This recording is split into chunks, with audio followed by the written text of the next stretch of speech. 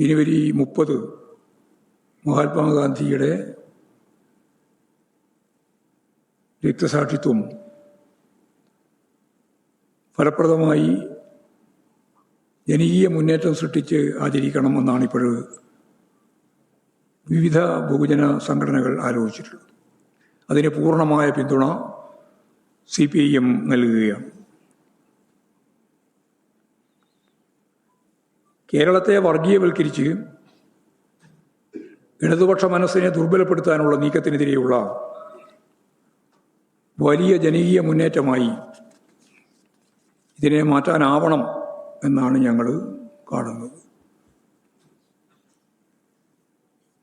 വളരെ പ്രധാനപ്പെട്ട മറ്റൊരു കാര്യം, ജനവാസ കേന്ദ്രങ്ങളിൽ കടന്നു വന്ന് വന്യമൃഗങ്ങൾ മനുഷ്യനെയും അതുപോലെ തന്നെ അവരുടെ കൃഷിയെയും എല്ലാം നശിപ്പിക്കുന്ന പ്രത്യേക പ്രശ്നം മലയോര പ്രദേശങ്ങളിൽ പ്രത്യേകിച്ച് വലിയ പ്രയാസങ്ങൾ ഉണ്ടാക്കുന്ന സാഹചര്യമാണ് ഉള്ളത്. ഈ പ്രശ്നം പരിഹരിക്കുന്നതിനായി കേന്ദ്ര സർക്കാർ തയ്യാറാവാത്ത സാഹചര്യത്തിൽ സംസ്ഥാനം നിരവധിയായ സന്ദർഭങ്ങളിൽ ഇടപെട്ടിട്ടും ആവശ്യമായ മാറ്റം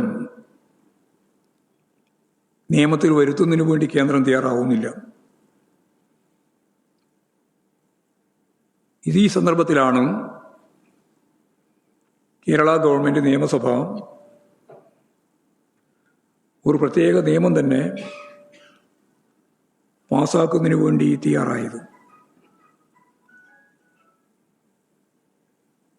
ആ നിയമം സംബന്ധിച്ചുള്ള കാര്യങ്ങൾ ഗവർണർക്ക് അയച്ചു കൊടുത്തിട്ടുണ്ട്. മാസങ്ങൾ കുറേ കഴിഞ്ഞു. യഥാർത്ഥത്തിൽ ഗവർണർ അവിടെ ആ നിർമ്മാണവുമായി ബന്ധപ്പെട്ട് അവർക്ക് ചെയ്യാൻ സാധിക്കുക രാഷ്ട്രപതിക്ക് അയക്കുകയാണ് ചെയ്യേണ്ടത്. രാഷ്ട്രപതിക്ക് അയക്കുന്നില്ല എന്നുള്ളതാണ് മനസ്സിലാക്കാൻ സാധിച്ചത്. അപ്പോൾ അത്തരത്തിലൊരു നിലപാട് സ്വീകരിക്കാൻ ഗവർണർ തയ്യാറാവുന്നില്ല എന്നുള്ള വിമർശനം ശക്തിയായിട്ട് ഉയർന്നു വരുന്നുണ്ട്. ജനങ്ങളുടെ പ്രശ്നങ്ങൾ പരിഹരിക്കുന്നതിന് നിയമസഭ പാസ്സാക്കുന്ന ഇത്തരം നിയമങ്ങളെ തടഞ്ഞുവെക്കുന്ന രീതി ഒരു കാരണവശാലും നമുക്ക് അംഗീകരിക്കാൻ പറ്റുന്നതല്ല. ഇതുമായി ബന്ധപ്പെട്ട് കേരളത്തിലെ ഗവൺമെൻറ്റിനെ വിമർശിക്കാനുള്ള അവസരമായി ഉപയോഗിക്കുന്നതല്ലാതെ UDFും പ്രതിപക്ഷ രാഷ്ട്രീയ പാർട്ടികളും ഒരക്ഷരം മിണ്ടാൻ തയ്യാറില്ല.